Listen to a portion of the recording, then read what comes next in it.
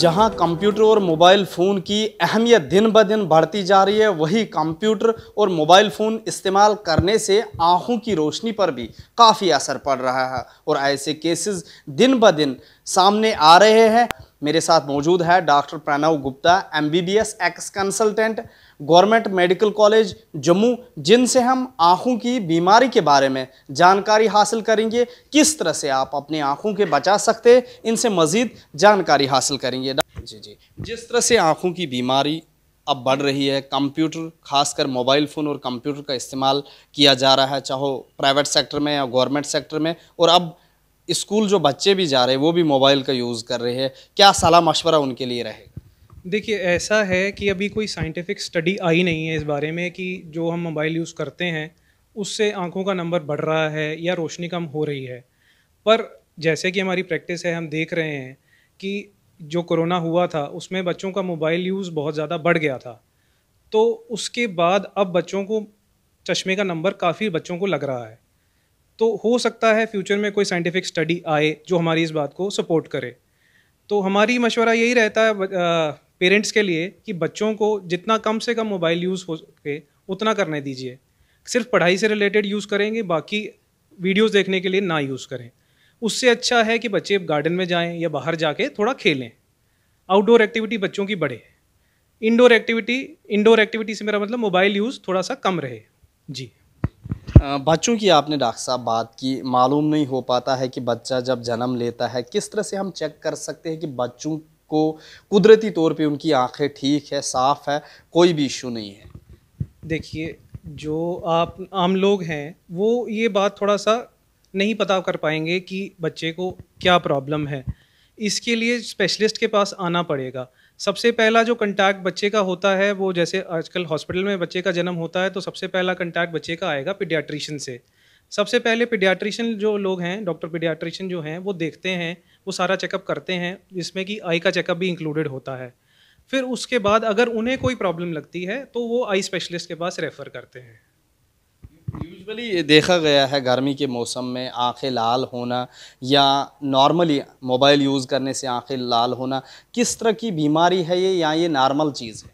देखिए, गर्मियों में क्या होता है कि हमारा एक तो पहले सबसे पहले डस्टी एनवायरनमेंट होता है। जब गर्मी स्टार्ट होती है तो उस टाइम आपका डस्टी एनवायरनमेंट होता है। तो वो डस्ट की वजह से कुछ लोगों को एलर्जी रहती है, आंखें लाल होती हैं, उसके साथ एसोसिएटेड उनको छींकें आती हैं। इसको हम अपनी टर्म्स में हे फीवर कहते हैं। ठीक है। इसके लिए हमारी प्रिकॉशंस ये बताते हैं हम कि एक तो आप आंखों को मलेंगे नहीं, गंदे हाथ नहीं लगाएंगे। बाकी जैसे गर्मी का सीज़न आगे आगे बढ़ता है, बरसात आती है, उस टाइम पे इन्फेक्शंस आ जाती हैं।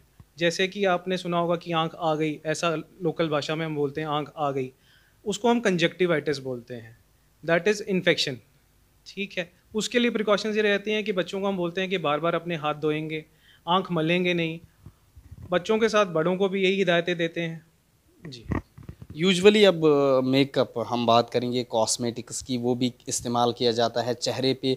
क्या इसके भी बुरे असरात हो सकते हैं हमारी आँखों पे? जी, अगर आप बिना किसी हिदायत के, बिना किसी प्रिकॉशन के मेकअप यूज़ करते हैं तो बहुत सारे प्रॉब्लम्स हो सकते हैं आँखों में। सबसे पहले जो ये फीमेल्स लाइनर वगैरह लगाती हैं, मस्कारा लगाती हैं, उससे हमारी जो आँखों की पलकें होती हैं वहाँ पे ग्लैंड्स होते हैं जहाँ से आँसू बनते हैं। तो अगर वो ठीक से यूज़ ना करें तो वो बंद हो जाती हैं। उससे आँखों में प्रॉब्लम आती है, आँखों में ड्राइनेस की प्रॉब्लम आ जाती है।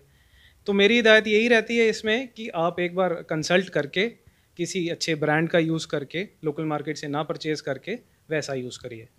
डायबिटीज़ के जो पेशेंट होते हैं, अक्सर देखा गया कि उनको भी वो भी इस दर्द में मुब्तला रहते हैं कि आँखों की दर्द की शिकायत अक्सर उन मरीज़ों की रहती है।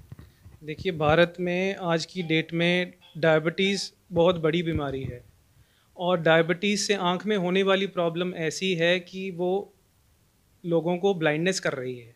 ठीक है।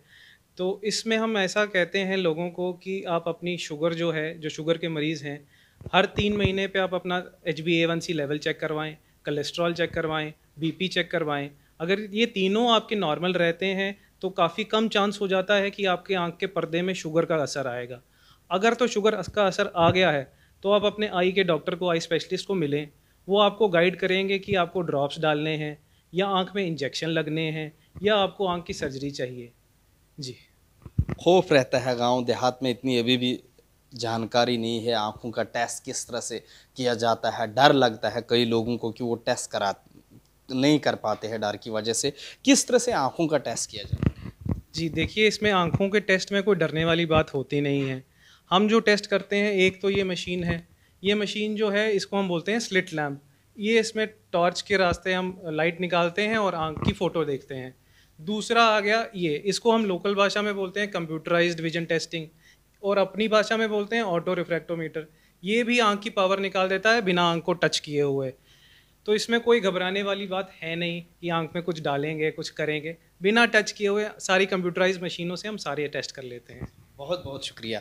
ये थे हमारे साथ आँखों के डॉक्टर प्रणव गुप्ता जी, जिन्होंने जानकारी दी आँखों की बीमारी के हवाले से। इन्होंने हमें तफसीलात दी। ईटी भारत उर्दू के लिए जम्मू से मैं मोहम्मद अशरफ।